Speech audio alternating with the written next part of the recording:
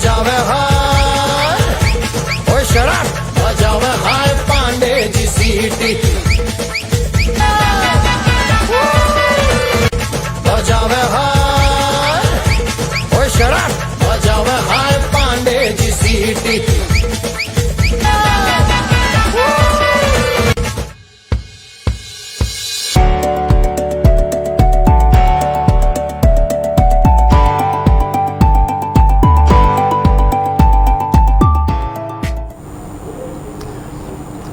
प्रतिभा किसी परिचय का मोहताज नहीं होती है और प्रतिभा को कोई बांध कर भी नहीं रख सकता है। प्रतिभा एक गांव से निकलती है एक दीपक की तरह और पूरे विश्व को रोशन कर सकती है, अपना नाम चारों तरफ फैला सकती है, अपने गांव का नाम चारों तरफ फैला सकती है। नमस्कार, मैं हूं सोनी शर्मा और आप देख रहे हैं खबर समय। और आज हम आपको मिलाने जा रहे हैं एक ऐसी ही प्रतिभा से जिसने एक छोटे से गांव से निकलकर पूरे भारतवर्ष में या यूं कहूं कि पूरे विश्व में अपना तो नाम किया ही, साथ ही अपने गांव का भी नाम किया। जी हां, हम बात कर रहे हैं फिल्म एक्टर प्रदीप चौधरी जी से। और प्रदीप चौधरी जी एक छोटे से गांव जो अपने सिलीगुड़ी के बिल्कुल नजीक है, ठाकुरगंज, वहां से निकले और आज पूरे भारतवर्ष में छा गए हैं। प्रदीप जी आज हमारे साथ हैं, प्रदीप चौधरी जी। इनके बारे में छोटा सा और परिचय आपको दे दूं, हालांकि फिर कहूंगा कि प्रतिभा का परिचय नहीं होता है, वो अपने आप में बेमिसाल होती है। लेकिन प्रदीप जी की बात करें, सैकड़ों फिल्मों में वो अभिनय कर चुके हैं और लगभग गत 2 दशकों से वो अपनी प्रतिभा का जलवा बिखेर रहे हैं। बहुत कम लोग ही जानते होंगे कि इतने प्रतिभावान जो प्रदीप चौधरी जी है वो अपने बगल के ठाकुरगंज जैसे छोटे से कस्बे से निकले। और लोग सोच भी नहीं सकते इतने छोटे से कस्बे से निकला एक व्यक्ति इतने बड़े मुकाम पे जा सकता है। इन्होंने सलमान खान के साथ दबंग 1, 2, 3 तीनों ही फिल्मों में काम किया और अजय देवगन के साथ भी इन्होंने काम किया आक्रोश फिल्म में, और नाना पाटेकर के साथ क्रांतिवीर में भी इन्होंने काम किया। ये तो हम कुछ बता रहे हैं, ऐसी बहुत सी फिल्में में है जिनमें अपनी प्रतिभा का जलवा बिखेर चुके हैं। और आज ये खबर समय के लिए भी बड़ी बात है कि खबर समय के स्टूडियो में पहुंचे हुए हैं प्रदीप जी। प्रदीप जी बहुत बहुत स्वागत है आपका। बहुत नमस्कार आपका। प्रदीप जी, छोटा सा गांव ठाकुरगंज और मुंबई आप पहुंच गए, तो कितना लंबा रहा ये सफर, कितना संघर्ष करना पड़ा आपको?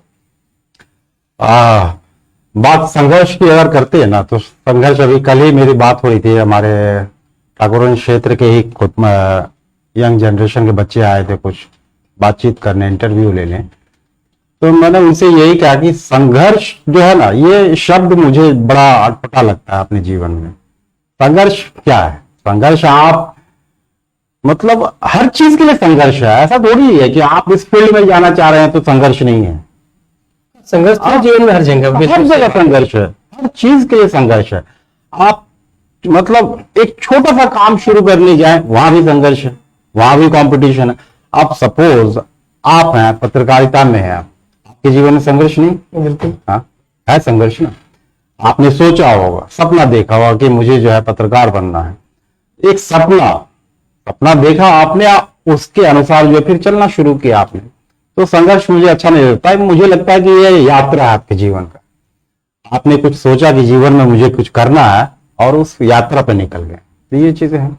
अच्छा प्रदीप जी, आप क्या डायरेक्ट फिल्मों में चले गए या फिर आपने कहीं से कोर्स किया या शुरुआत की नाटकों से? नहीं, मैं डायरेक्ट नहीं गया मैं फिल्मों में, ड्रामा हाँ, क्योंकि मुझे उस तरह का फिल्म का या टेलीविजन का उस तरह का ग्लैमर नहीं था मेरे अंदर। मैं एज एन एक्टर अपने आप को मतलब स्टेज पे देखना चाहता था कि स्टेज पे लाइव परफॉर्मेंस जो है। तो हिंदुस्तान के बहुत 3 फेमस इंस्टीट्यूट है आपको, national school of drama, Bharatendu नाट्य एकेडमी लखनऊ और FTI पुणे। तो ये मेरा मतलब सौभाग्य रहा कि भारतेंदु नाट्य एकेडमी मेरा सिलेक्शन हो गया।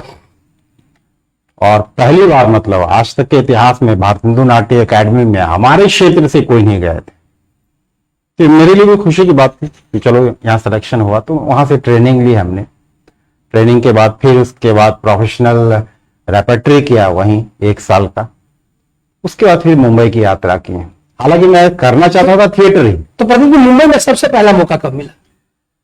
मुंबई अगर याद हो तो मैं याद है मुझे। मुंबई में क्या, जब मैं लखनऊ से पास आउट होके निकल रहा था तो मेरे सीनियर हैं और उन्होंने मुझे गुरु मंत्र दिया कि प्रदीप, तुम्हारी पर्सनालिटी अच्छी है, एक्टर अच्छे हो, लुक अच्छा है तुम्हारा, तो मेरा एक सजेशन मानना, तुम वहां मुंबई जाओगे ना तो मुंबई में माइथोलॉजी में कोई माइथोलॉजी सीरियल मत करना, क्योंकि एक बार अगर तुम भगवान बन गए, देवता बन गए तो पूरी जिंदगी में आप जो है आपकी जिंदगी निकल जाएगी। मुंबई पहुंचे, मुंबई पहुंचते ही 15 दिन के अंदर मेरे पास वही ऑफर आया कि भाई ये राम बन जाइए। नहीं, अग्निदेव का रोल में है। वो जय जय त्रिदेव एक आता था, धीरज कुमार जी का, हाँ सीरियल वो था, तो उसमें जो है अग्निदेव का बहुत पावरफुल कैरेक्टर था, तो वो आया। अब मैं सोचा कि क्या करूं, उधर से गुरु मंत्र ये मिला हुआ है और ये पहला मौका मिल रहा है, और आप इस फील्ड में है तो इस फील्ड में थोड़ा फाइनेंशियली आप उस तरह होते नहीं हो। आप मुंबई जैसे शहर में, आप नए शहर में गए हैं, उस शहर की गति अलग है, सारी चीजें अलग होती है, समझने में बड़ा मुश्किल होता है, पैसे की जरूरत है, सरवाइव भी करना है। तो मेरे और जो बैचमेट वगैरह थे, हम लोगों ने आपस में ये डिसीजन क्या करना है नहीं करना, तो ठीक है कर लो, ये वाला काम करके कुछ पैसे इकट्ठा कर लेते हैं, उसके बाद आगे की यात्रा देखेंगे, तो उसमें अवॉइड करना, तो वो पहला काम कह सकते हैं, यानी वहां से शुरुआत। हाँ, तो वो काम पहला काम था। अच्छा, बात सीरियलों से शुरुआत हुई, तो आपने लापतागंज, हाँ, जो कि बहुत ही चर्चित सीरियल था, दर्शकों को आप भी जानते हैं और जो हमारी उम्र के होंगे वो सभी जानते हैं, बहुत ही अच्छा सीरियल था, हम लोग भी बहुत देखते थे।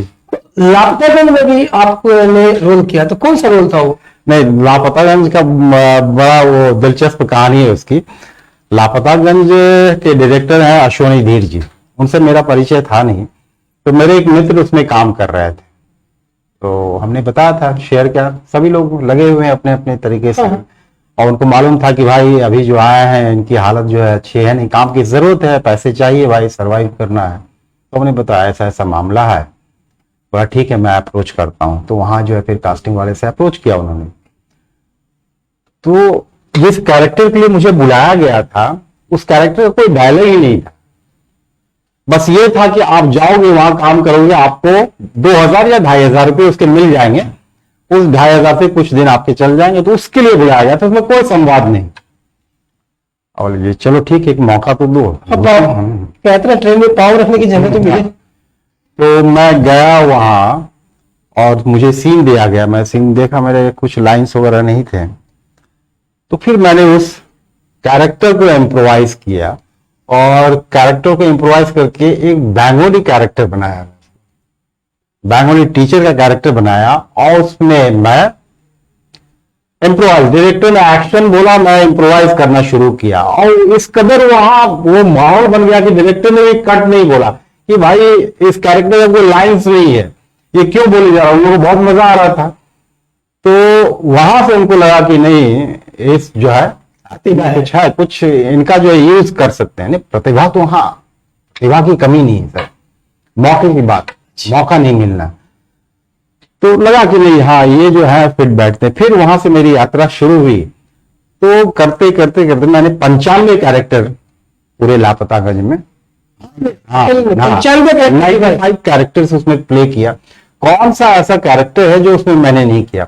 उसी लापतागंज के लिए मुझे बेस्ट एक्टर का अवार्ड मिला था, बेस्ट कैमियो एक्टर का अवार्ड। मुझे याद नहीं है प्रदीप जी, लगता फिर देखना पड़ेगा कैरेक्टर कौन कौन सा था। बहुत, कभी इंस्पेक्टर, कभी पॉलिटिशियन, कभी भिखारी, कभी अवार्ड में मिला है इसके लिए अवार्ड में मिला था उस लापतागंज में, और बता रहे मुझे खुद भी नहीं मालूम था कि 95 कैरेक्टर इन्होंने उसमें निभाया। तो आप सोच सकते हैं कि कितनी जबरदस्त एक्टिंग रही होगी। आपने कहा कि इंस्पेक्टर भी आप उसमें बना। हाँ, इंस्पेक्टर भी बना, और इंस्पेक्टर तो बहुत कई बार बना मैं, डिफरेंट कैरेक्टर, एज के बियॉन्ड जा करके, आप 40 साल के हो तो आप 70 साल 80 साल के कैरेक्टर बने हुए हो, तो बड़ा मजा आता था उसमें, एकदम थिएटर वाला माहौल, थिएटर के सारे एक्टर, तो आपको काम करने की आजादी, मालूम है कि हाँ आप फ्लोर पे आ गया एक्टर है तो इसके लिए टेंशन नहीं है, और कुछ चीजें इम्प्रोवाइज हो रही है तो अच्छी चीजें हैं। अच्छा, बात इंस्पेक्टर की करें, आपने इंस्पेक्टर का रोल किया, तो दबंग में चुमुल पांडे के साथ आपने काम किया, कांस्टेबल तिवारी, तो ये कैसा सफर रहा? ये सफर बहुत इंटरेस्टिंग सफर है ये। हालांकि सलमान खान को लेके बहुत सारी चीजें बनी रहती है कि वो तो ऐसे हमेशा हैं, मीडिया में छाए रहते हैं। ऐसे हैं वैसे हैं, लेकिन व्यक्तिगत तौर पे मैं पर्सनल लेवल पे जो मेरा रिलेशन, मैं जो जानता हूँ आदमी पिछले 10 साल से, मेरे लिए तो बहुत कुछ है। क्योंकि आपने दर्शकों को बता रहे दबंग 1, 2, 3 तीनों में सलमान खान के और साथ हालांकि मेरा काम नहीं था, दबंग 1 के बाद मेरा काम नहीं था, फिर भी आप बट हमारे संबंध ऐसे बने। और सबसे मजे की बात क्या थी ना कि मुंबई ग्लैमर फील्ड है, वहां सब लोग अपने मतलब से होते हैं। आपसे हम जुड़े, आपसे मिले, अच्छी बातें कर रहे हैं तो उसमें एक मतलब होता है अपना कि कुछ हमें चाहिए। तो हम लोग देसी आदमी, थिएटर वाले आदमी, और मतलब गुरुओं के जो हमारे जो गुरु हैं श्री दुलाल रॉय, वो तो आसाम के ही हैं, उन लोगों की ट्रेनिंग ऐसी रही ना कि बेटा चाहे जहां भी रहो जमीन पकड़े रहना, जमीन जिस दिन छोड़ दोगे उस दिन तुम्हारा जो है समझ लो अंत शुरू हो गया। तो हम लोग देसी टाइप से रहते थे, तो उनको बड़ा अच्छा लगता था कि भाई ये लोग थोड़े से डिफरेंट लगते हैं, क्या है। तो फिर बातचीत शुरू हुई कि तिवारी जी ही मुझे कहते हैं, वो मेरे नाम से नहीं बुलाते कि कहाँ से हैं तिवारी जी, कैसे हैं। फिर बातचीत शुरू हुई, जानना शुरू हुआ, धीरे धीरे धीरे ऐसे रिश्ते बने। फिर काम का हुआ, तो दबंग 1 में भी जितनी भी लाइंस देखेंगे वो सारी मेरी लिखी हुई अपनी लाइंस जो है। जैसे दबंग 1 का वो जो लाइन है बहुत फेमस हुआ था वो, कि देखो हमारे चुलबुल सर जो है दिल से बुलबुल है और दिमाग से दबंग, तो दबंग आदमी से दबंगई करोगे तो तुम सबको थाने ले जाकर बिटवीन 2 लेग्स इतना डंडा मारेंगे, इतना डंडा मारेंगे कि ना बचने लायक रहोगे ना बजाने लायक रहोगे। ये आपकी लिखी हुई लाइन। हाँ, अल्लाह लाइन लिखी हुई है। ये शूट हुआ, सलमान साहब ने बोला यार ये तो कमाल की लाइन है यार, किसकी सर बोला इसको रखना है, एनी कॉस्ट उस सीन को रखना, ये लाइन भी बहुत है। तो फिर उनको लगा कि नहीं ये लोग काम करने वाले लोग हैं। फिर उन्होंने भी जो है लिबर्टी देनी शुरू की। दबंग 1 खत्म हुआ, हालांकि दबंग 1 के बाद जो हमारा काम नहीं था, लेकिन उन्होंने बोला सलमान भाई कि नहीं अब आप हमारे साथ जो है कंटिन्यू, दबंग 10 अगर बनता है तो 10 तक रहेंगे। तो हमने बोला सर लेकिन दबंग 1 में तो कहानी दूसरी जगह कानपुर की थी, और आप कहानी शिफ्ट होकर कहीं और जा रही, मतलब आप जो है और चौबे जी एंड तिवारी जी ये जो है ये इनका भी ट्रांसफर हमारे साथ ही होता है, और दैट्स गुड। तो ये इनकी मेहरबानी। मैंने सलमान हमेशा चर्चित रहते हैं और मीडिया में बातें तो आती रहती हैं अच्छी की भी, और एक आज और अच्छाई प्रकट कर दी प्रदीप जी ने सलमान को लेकर के, दोस्ती भी कोई चीज होती है और सलमान दोस्ती भी बनाते हैं। हाँ, वो ऐसा नहीं देखते। जैसे आप देखिए क्या है ना कि मैं सच बताऊं कि हम लोग क्या है, अगर सलमान खान से या जो भी स्टार से अगर कंपेयर करके देखें तो हमारी क्या है, हमारी कोई वक्त नहीं उस हिसाब से। हम कैरेक्टर आर्टिस्ट हैं, उस हिसाब से काम करते हैं। हमारा हमसे आपको बात करने की जरूरत नहीं, तवज्जो देने की जरूरत नहीं, बट उसके अंदर वो चीजें हैं कि आपके अंदर अगर हुनर है तो हुनर की वो इज्जत करते हैं, इज्जत। और दूसरी बात क्या है, आप ह्यूमन बीइंग हैं। आप गलत तरीके से अगर मुझे परेशान करेंगे, एक बार छोड़ूंगा, 2 बार, तो गुस्सा तो आना ऐसी बात तो आप बिल्कुल करोगे। तो ये मेरा पर्सनल है। प्रदीप जी आज तक आप कितनी फिल्मों में काम कर चुके हैं? अभी तक फिल्म और सीरियल में तो आपने किया ही है, जैसे किसी हमारे पास जानकारी है कि चिड़ियाघर और फिल्में सीरियल्स काफी सारी फिल्में तो तकरीबन अभी तक मैंने 25 के आसपास फिल्में की हैं। 25 की 25 के आसपास। इनमें किन किन कलाकारों के साथ आप कर चुके हैं? जैसे कि नाना के साथ आप कर चुके हैं और अजय देवगन के साथ कर चुके हैं। उनके अजय देवगन के साथ, अक्षय खन्ना के साथ, अभिषेक बच्चन के साथ, इनके साथ किया है। और रवि किशन वगैरह हुए हैं, मनोज तिवारी हुए हैं। ये जो भोजपुरी भी मैंने शुरुआत में भोजपुरी में भोजपुरी में मैं बताऊं आपको, भोजपुरी में मैंने एक मेगा शो किया। अच्छा, मेगा शो, वो टेलीविजन शो था, लेकिन उसमें मैं as a main lead Chittu Pandey का कैरेक्टर करता था। वो फ्रीडम फाइटर का कैरेक्टर। अच्छा, देश की आजादी के 13 दिन पहले ही वो बलिया आजाद हो गया था, जिसके जो है नेता थे चित्तू पांडे। तो वो भोजपुरी में वो सीरियल बना था, बहुत फेमस हुआ सीरियल। तो भोजपुरी में मैंने काम किया, निरहुआ के साथ काम किया, लेकिन वो एक समय तक के लिए। चलो ठीक है, क्योंकि भोजपुरी इंडस्ट्री की अपनी रिक्वायरमेंट होती। मेरी इच्छा थी कि नहीं मैं हिंदी में या इंग्लिश में, हॉलीवुड, जैसे हॉलीवुड की मूवी की हमने विलेज माई इंडिया, विलेज माई इंडिया, उसमें काम किया। तो उसका अनुभव कैसा रहा? कि लोग तो वो बड़े सिस्टमेटिक होते हैं सर। बॉलीवुड और हॉलीवुड और बॉलीवुड। हाँ, हॉलीवुड और बॉलीवुड का देखें आप, मैं अभी प्रियदर्शन जी के बारे में भी बताऊंगा आपको, जो साउथ के जो डायरेक्टर। हॉलीवुड और बॉलीवुड का फर्क ये है ना कि वो बहुत ही डिसिप्लिन्ड होते हैं। उनका वर्कआउट होता है काम के पहले, काम जो करने जा रहे हैं उसके पहले वो सारा वर्कआउट कर लेते हैं। फ्लोर पे उनको क्योस नहीं चाहिए। उनको मालूम होता है कि मुझे इस शॉट के बाद क्या करना है, इसके बाद क्या करना है, इसमें कितने आर्टिस्ट की जरूरत है, क्या क्या इक्विपमेंट्स की रिक्वायरमेंट है, तो बड़े सिस्टमेटिक ढंग से। और जब मेरा उस फिल्म में सिलेक्शन हुआ था तो यहाँ की, हालांकि यहाँ तो नहीं होता अपने बॉलीवुड में, लेकिन उन्होंने पूरा डॉक्टरी रिपोर्ट, ये वो, इंश्योरेंस, वेट, आपका भी क्या वेट है, शूटिंग के समय में आपका वेट वही रहना चाहिए, ये सब चीजें होती है। तो उसमें क्या ये किरदार क्या दिया गया? किरदार मुझे इंस्पेक्टर का दिया गया। अच्छा, उसमें भी इंस्पेक्टर का दिया। मुझे लगा कि सबसे ज्यादा इंस्पेक्टर के। हाँ, ये मतलब, और अभी जो ये दाढ़ी देख रहे हैं ना, दाढ़ी वगैरह मैं छोड़ दिया इसी वजह से, क्या हमेशा यार तुम लोग कभी इंस्पेक्टर बनाते हो, कभी एसपी, कभी आईजी, तो कभी अजय देवगन जी के। अजय देवगन जी के साथ डीएम का रोल किया मैंने। तो मैं वाला लुक चेंज करता हूँ। अब जब मेरे पास ऑफर आता है तो मैं सीधे फोटो भेज दे, भाई ये लुक में अगर चल जाएगा तुम्हारा तो बताओ, आई एम रेडी। क्योंकि सामने से मना करना भी अच्छा नहीं लगता है कि यार काम आ रहा है, आप मना कर रहे हो, लोगों के पास काम नहीं होता। तो इस तरह काम नहीं करने आया हूं मैं। एक्टर हूं, अच्छा काम करने आया हूं, छोटा काम हो लेकिन दमदार। हाँ, दमदार हो, अपने आप को सेटिस्फैक्शन हो कि हमने एज एन एक्टर मेरा कुछ कंट्रीब्यूशन। अच्छा प्रदीप जी, आपने बहुत से जो बॉलीवुड के बड़े बड़े कलाकार हैं उनके साथ काम किया, और हर किसी की एक ख्वाहिश होती है कि मैं इस कलाकार के साथ काम करूं। तो क्या भी ऐसी कोई ख्वाहिश है कि मैं इस कलाकार के साथ और काम करूं? अच्छा, मैं अपनी एक ऑनेस्टली एक ख्वाहिश बताऊं। हाँ बिल्कुल। मैं जब मुंबई सोच के गया था ना, मैं ये सोच के गया था कि मुझे अमिताभ बच्चन के साथ काम नहीं करना। अच्छा, नहीं करना? नहीं करना। ये क्या वजह? सब चाहते हैं कि खाने वाले नहीं करना। हाँ, नहीं करना इसलिए क्योंकि अमित जी को जो हमने देखा है बचपन से, वो उनका जो ऑरा रहा है, मैं नहीं चाहता वो उनके साथ काम करके वो जो मेरा जो एक भ्रम है वो भ्रम टूटे। मैं चाहता हूं कि ताउम्र ये भ्रम बना रहे। हालांकि जब मैं स्टेज शो कर रहा था अंधा युग, निर्मल पांडे जी, स्वर्गीय निर्मल पांडे जी, आपने नाम सुना होगा, बड़े एक्टर हैं वो। एक फिल्म आई थी, उससे बहुत फेमस हुए थे, और फूलन देवी फिल्म जो नए कपूर साहब किए थे, उसमें थे वो।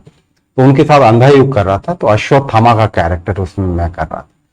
तो अमित जी आए थे, क्योंकि अमित जी का संबंध इलाहाबाद से है। और अमित जी साथ मिल चुके हैं? हाँ, मिल चुका। आए, वो शो के पहले आए थे और शुभकामनाएं दी थी। तो आए, वो शो वगैरह देखे थे हमारा, मैं अश्वत्थामा प्ले कर रहा था। तो मेरा सौभाग्य है कि अमित जी आके शो देखें। तो मतलब ऐसी एक इच्छा थी मेरी कि नहीं उनके साथ नहीं काम करना, उनका भ्रम जो है मेरे जीवन में बना रहना चाहिए। अच्छा प्रदीप जी, आप तो गांव से निकल के मुंबई पहुंच गए। बहुत से नए जो है यंगर जो है, उनकी बहुत इच्छा होती है कि हम भी इस चकाचौंध वाली रंगीन दुनिया में जाएं, और बहुत से लोग घर छोड़कर भी चले जाते हैं। दूसरे शब्दों में कहूं तो कुछ लोग चकाचौंध से प्रभावित होकर भाग कर भी चले जाते हैं। तो ऐसे लोगों को क्या संदेश देना चाहेंगे कि कितनी आसान है मुंबई नगरी, या फिर आपकी जो ये माया नगरी है? देखिए, मैं क्या कहता हूं ना, मेरा जो अपना अनुभव, मैं कहता हूं फर्स्ट डिजर्व देन डिजायर। आप पहले डिजर्व करो, फिर डिजायर रखो। और बचपन की मैं बात बता रहा हूं, बचपन से मैं, हालांकि मेरी इच्छा थी, और ये मेरी इच्छा ऐसा नहीं कि मुझे ऐसा हवा में एक्टर बनना, ये क्या थोड़ा बाबूजी का भी ऐसा परंपरा रहा, वो थिएटर वगैरह करते रहे अपने कॉलेज टाइम में। सपना देखना बहुत जरूरी है सर। अगर सपने देखते तो साकार होंगे। हाँ, सपना वो भी सोते हुए सपना नहीं देखना, खुली आंखों से सपना देखना जरूरी है। और जो आप जितना बड़ा सपना देखोगे, आप जितना बड़ा सपना देखोगे, आप उतना बड़ा आप संघर्ष के लिए भी तैयार है। जो आपकी भाषा में प्रयास, जो आपकी भाषा में कहते हैं संघर्ष, उसी को मैं रिपीट कर रहा हूं। उतने बड़े संघर्ष के लिए आपको तैयार रहना पड़ेगा। आप संघर्ष करोगे डेफिनेटली, आप अगर ऑनेस्ट हो सर। मैं जब सोचा था सर, तो मेरे आगे पीछे तो कोई थे ही नहीं, दूर दूर तक मेरा कोई संबंध नहीं था बॉलीवुड से या हमारे शहर के किसी लोगों से। बस करना है। और जब आप सुर में होते हैं, आप एक जुनून में हो, तो एक पागलपन तो होना चाहिए थोड़ा। लेकिन सही डायरेक्शन में, साथ में उसके लिए एजुकेशन भी चाहिए, पढ़ाई। प्रदीप जी, कोई ऐसा किस्सा जो कि आपको मुंबई का जाने के बाद ऐसा हो जो दिल छू गया हो या दर्शकों का दिल छू जाए, कोई ऐसे वाकयांश आपके साथ है? नहीं, घटनाएं तो बहुत सारी घटनाएं हैं। एक इंटरेस्टिंग घटना बताता हूँ, वही शुरुआत में जो जय जय त्रिदेव की बात बता रहा हूँ। उसके बाद कोई धार्मिक सीरियल किए कि नहीं? नहीं, उसके बाद नहीं किया। उसके बाद उस तरह की चीजें नहीं आई, फिर काम चलने लगा तो ब्रेड बटर चलने लगा। जब मैं शुरुआत में गया, मुझे जब बुलाया गया इस रोल के लिए ना, तो प्रोड्यूसर मिली, लेडी थी, वो बोले कि प्रदीप आपका जो है सिलेक्शन इस कैरेक्टर के लिए हुआ है और इसके लिए मैं आपको जो है सिर्फ 4,000 रुपया पर डे दे पाऊंगा, उससे ज्यादा दे नहीं पाऊंगा। तो मैंने 4,000 सुना उनसे और मैं बोला, मैं उनको जाहिर नहीं करना चाहता था कि 4,000 मेरे लिए क्या है या नहीं। बोला मैम मुझे 2 मिनट का टाइम दिए। मेरे दोस्त बाहर खड़े थे, रवि। तो मैंने बोला रवि, ये मैडम 4,000 रुपया पर डे बोल रही है यार, और मैं वहां रेपेट्री में जो काम कर रहा था मुझे 15,000 रुपये महीने मिलते थे और ये 4,000 रुपया पर डे बोल रही है, ये तो बड़ी बात। क्या करना? बोला करना क्या है, जाओ उनको बोलो हाँ राशन पानी कहां से आएगा, कहां से आएंगे, इसके पैसे देने उसके पैसे देने, तुम भी बेवकूफ हो, जाओ इमीडिएट जाके बोलो हाँ करना है मुझे। मैं आया और जैसे घुसा मैं अंदर, तो देखो प्रदीप 4 में अगर तुम राजी में 4.5 दूंगा, 4.5 से ज्यादा नहीं दे पाऊंगा। Okay ma'am I am ready. तो ये घटना थी मेरे से कि अंदर कुछ और चल रहा है कि 4,000 रुपये पर डे। जो अब उस समय की बात बता रहा हूं मैं, 2000 की बात, तो 4,000 रुपये वाले। और जब आपके पॉकेट में पैसे नहीं हो, फिर चाय पीने के पैसे नहीं हो, इसी को तो हम संघर्ष कह रहे हैं कि आप गए यहाँ से खाली पॉकेट और आप उसको एंजॉय करते हो ना। कई लोग संघर्ष को क्या कैश करते हैं कि मैंने ये संघर्ष किया, गरीबी थी, भूख मरी थी। क्यों भाई, आपको किसने बोला सपना देखने के लिए? आप कर लेते, क्लर्क बन जाते, छोटी सी पान की दुकान खोल लेते। मैंने तो आप कहना चाह रहे कि संघर्ष को भी एंजॉय करो। हाँ एंजॉय करो, आप लाइफ है, आप एंजॉय करोगे तभी सर आप उसको जी पाओ, सर्वाइव कर पाओगे। नहीं तो हमेशा फ्रस्ट्रेशन में रहोगे आप। फ्रस्ट्रेशन में फिर क्या करोगे आप? शराब पियोगे, नशा करोगे, गलत डायरेक्शन में चले जाओगे। तो जो संघर्ष आप कहते हैं ना, उसको एंजॉय करना जरूरी है। और आपके जीवन में, आपकी यात्रा में जो भी कुछ सामने आया है उसको वेलकम कीजिए, क्योंकि उससे आप कुछ ना कुछ सीखते हैं। क्यों? आपने जो सपना देखा उसी सपने के अनुरूप जो आपके रास्ते तैयार किए जा रहे हैं, आपको पता नहीं होता है। बचपन में हमें क ख ग पढ़ाया जाता है, बहुत सारी कहानियां पढ़ाई जाती है, उसका लिंक हमें नहीं समझ में आता। लेकिन जब जीवन यात्रा में आप निकलते हैं तब आप लिंक जोड़ते हैं। अरे जैसे मैं एक कहानी पढ़ा था बचपन में, 5th क्लास में पढ़ा था मैं, बहादुर दर्जी। बहादुर दर्जी कहानी को मैं समझ नहीं पाया था उसमें, लेकिन जब मुंबई में उस तरह के दौर से गुजर रहा था तब उस कहानी का लिंक मुझे लगा। तो वो 25 साल बाद वो कहानी को मैंने रिकॉल किया, उसकी कनेक्टिविटी कहीं से जोड़ी। तो ये चीजें हैं, इसलिए मैं कहता हूं उसके लिए भी आप तैयार हैं। आप सपना देखो, सपना देखना बहुत जरूरी है। और छोटा बड़ा कुछ नहीं होता, गांव से है। मुंबई में तो आपने काम किया और शूटिंग के सिलसिले में और भी कई जगह गए होंगे, तो क्या आपको नहीं लगता कि आपका जो गृह क्षेत्र जो है ठाकुरगंज हो या सिलीगुड़ी हो, इसके लिए भी कुछ इस क्षेत्र में किया जाए? मैं तो हमेशा प्रयास जाए कि तो फिल्मों की शूटिंग हो, यहाँ के कलाकारों को मौका मिल सके। मैं तो हमेशा प्रयास करता रहता हूँ। इसके पहले मैं सोचा था, जैसे हमारे यहाँ सुरजापुरी बोली जाती है, मेरी बड़ी इच्छा थी कि मैं इस लैंग्वेज पे काम करूं। तो लेकिन जब मैंने शुरुआत करने का सोचा ही था, सारी प्लानिंग हो गई थी, बट इन बिटवीन पता चला मुझे कि अब यहाँ जो है सुरजापुरी फिल्में वगैरह बननी शुरू हो गई। बोले चलो ठीक है, लोग कर रहे हैं, अच्छी बात। बट मैं ऑलवेज तैयार रहता हूँ। अगर किसी को इस तरह लगता है कि भैया मुझे ये काम करना है, चाचा मुझे ये ऐसा करना, तो मैं उसे प्रॉपर गाइडेंस देता हूँ। और हमारे समय तो क्या है, सुविधाएं कम थी, इंफॉर्मेशन कम थी, बहुत लिमिटेड चीजें थे। अब तो खुला बाजार है सर, आपके पास ये मोबाइल है, पूरा वर्ल्ड आपके मतलब मुट्ठी में जो बात है वही बात है। बिल्कुल, हर इंफॉर्मेशन आपके पास है। आप किस फील्ड में जाते हैं, क्या यही मैं दर्शकों से बताना चाह रहा हूं कि हो सकता है कि अभी प्रदीप जी चौधरी को नहीं जानने होंगे, लेकिन अब जानने लगे ठाकुरगंज के प्रदीप जी चौधरी है अब बोले कि बोलो अब देखेंगे ठीक से लो, ये तो हमारे यहाँ के है। तब ये इसका उद्देश्य भी यही था कि लोक प्रतिभा को ज्यादा, कि आप हमारे ठाकुरगंज से और पूरे छाए हुए, मैंने भी देखा होगा तो जरूर मैंने देखा होगा कांस्टेबल तिवारी जी को, लेकिन ये नहीं सोचा कांस्टेबल तिवारी जी के साथ बैठ के मैं एक दिन बात करूँ ठाकुरगंज के वो है। ये मेरा सवाल है। देखिए क्या है, मैं एक बात बताऊं मैं आपको, आप बड़े शहर में जाते हो, आपको ये अवार्ड मिल गया, ये अवार्ड मिल गया, वो मायने नहीं रखता। आप जब अपने शहर में लौटते हैं और आपके शहर में आपके लोग जब आपको सम्मानित करते हैं, आपको बुलाते हैं, तो उससे बड़ा अवार्ड, उससे बड़ी खुशी कुछ नहीं होती सर। सारी चीजें फिर छोटी होती। आपने कहा जड़ पकड़ के रखिए, अपने जड़ यही सब। जड़, आप जमीन पे रहो, देसी आदमी, सीधे फंडा क्लियर है, कोई ग्लैमर नहीं, कोई चकाचौंध नहीं। बिल्कुल प्रदीप जी की सादगी आप देख रहे हैं, बिल्कुल सादगी से बात कर रहे हैं, और आप सोच नहीं सकते कि इतने बड़े एक्टर से हम लोग बात करें, पूरी सादगी के साथ बात करें। टाइम भी काफी होता जा रहा है और मेरा तो मन नहीं बना कि मैं इनसे बातें करते ही रहूं, लेकिन प्रदीप जी अंतिम चरण की तरफ पहुंच रहे हैं। तो बात करें सोशल मीडिया की, सोशल मीडिया इन दिनों बहुत छाया हुआ है, और आप देखें कि छोटे छोटे प्रैंक हो या छोटे छोटे जो प्रैंक चल रहे हैं, आप देख रहे होंगे विभिन्न तरह के 30 सेकंड के 62 सेकंड है, इससे लोग रातों रात फेमस तो हो जाते हैं, लेकिन बेहूदगी भी की उसमें हद होती है। लेकिन मैं ये जानना चाहता हूँ, क्या ये वाकई फिल्म जगत के लिए किसी तरह का नुकसान या फायदे की बात हो सकती है?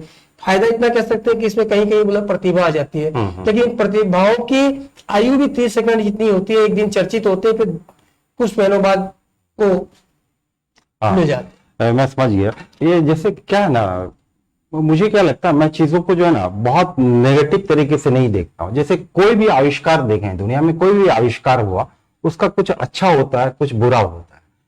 तो आपका अप्रोच क्या है, आपका माइंडसेट क्या है, आप पॉजिटिव की तरफ भागते हो या नेगेटिव चीजों की तरफ भागते हो? तो ये डिपेंड आपके इंटेलेक्ट पे करता है।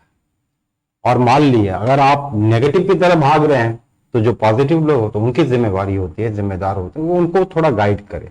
तो इसका फायदा नुकसान हर चीज में है, ऐसा नहीं है। बॉलीवुड के तो सारी चीजों में, बट फायदा मुझे बहुत ज्यादा दिखता है कि आपकी रीचिंग बहुत हो गई है। आप अपने प्रतिभा को, आप कई गांव में बैठे हैं, यहाँ पर चाय बगान के किसी कोने में बैठे हैं, दार्जिलिंग के किसी कोने पहाड़ पे बैठे हैं, और तुरंत फेमस हो जाते हैं। आप तुरंत फेमस हो जाते हैं और पता चल, हाँ अगर टैलेंटेड है, अच्छा, तो वो चीजें आपको वहां से पिक कर ली जाती है। अरे यार वो टैलेंट, कह सकते हैं सोशल मीडिया एक अच्छा प्लेटफॉर्म करते हुए कलाकारों की, मैं इसे अच्छा मानता, पॉजिटिव मानता हूँ, लेकिन उसका इस्तेमाल बहुत सोच समझ के करना चाहिए। ये नेगेटिविटी के लिए तो हर जगह नेगेटिविटी ये है। बिल्कुल प्रदीप जी, आपको अब जब इस लोग के लोग देख रहे होंगे तो बहुत ज्यादा उत्साहित हो रहे होंगे। तो ऐसे लोग जो आप खुद के उत्साहित हो रहे हो, इस क्षेत्र में आगे आने चाह रहे हो, उनको कुछ संदेश देना चाहेंगे आप? मेरा संदेश ये है भाई कि आप अगर इस फील्ड में आना चाहते हैं, तो मेरे तरफ से जो सही होगा, जो हेल्प होगा, मैं फेसबुक में हूँ, ट्विटर में हूँ, व्हाट्सएप पे हूँ, यूट्यूब में हूँ, जहाँ कहीं भी आप संपर्क कर सकते हैं। और जिनका जो भी आए, हालांकि अभी 2-3 बच्चे मेरे गए हैं शहर से, और उन लोगों को मैं अपने हिसाब से जहाँ गाइडेंस हो सकता था मैं गाइडेंस किया हूँ, तो वो लोग अपने तरीके से अभी धीरे धीरे काम करना शुरू किए हैं। तो मुझे अच्छा लगता है कि यार मैं कम से कम अपने पीछे एक पौध तो तैयार कर रहा हूँ कि मैं जब नहीं रहूंगा तो मेरे पीछे ये हमारी चीजों को आगे बढ़ाएंगे, ये नई चीजों को लेके आएंगे। ऐसा नहीं कि बस आप निकल गए, आप एक्टर बन गया और कोई बन नहीं, ऐसा नहीं होता। आप जितना सपोर्ट करोगे, जितना समेट के लोगों को चलोगे सर, उतना ज्यादा लंबे रहोगे। आप सिकुड़ जाओगे तो सिकुड़ जाओगे। अपनी चीजों, आपके अंदर जो प्रतिभा, आपकी जो समझ, हमने जो सीखा, जाना, समझा दुनिया को, आप लो भाई, ये हमने जाना है। अब इससे क्या आप ले सकते हो, नहीं ले सकते हो, वो आप कीजिए। तो सर सिलीगुड़ी तो आप आते रहते होंगे?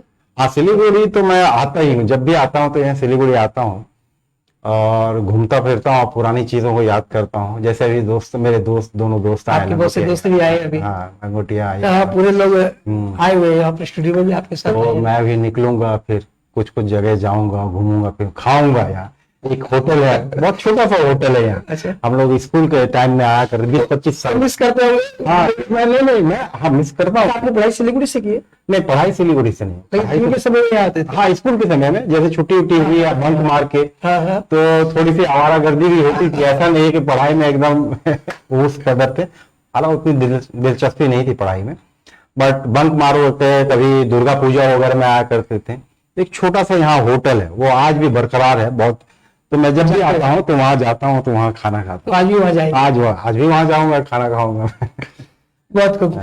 Thank you Pradeep ji. तो दर्शकों, प्रदीप जी से आपने मिला और देखें कितने सुंदर इन्होंने बातें की, और आप देख सकते हैं कि एक बड़ा कलाकार भी किस तरह एक आम आदमी की तरह बातें कर सकता है और संदेश देता है। और यही इनकी मासूमियत है जो इन्हें एक छोटे से गांव से ले जाकर मुंबई में ले जाती है और पूरे भारतवर्ष में प्रसिद्ध कर देती है। आज सिलीगुड़ी आए हुए हैं और सौभाग्य से यहाँ खबर समय के कार्यालय भी पहुंचे और उनसे बातचीत की जो आपने देखी। तो बने रहे खबर समय पर और देखते रहे खबर समय, हर समय खबर समय। धन्यवाद।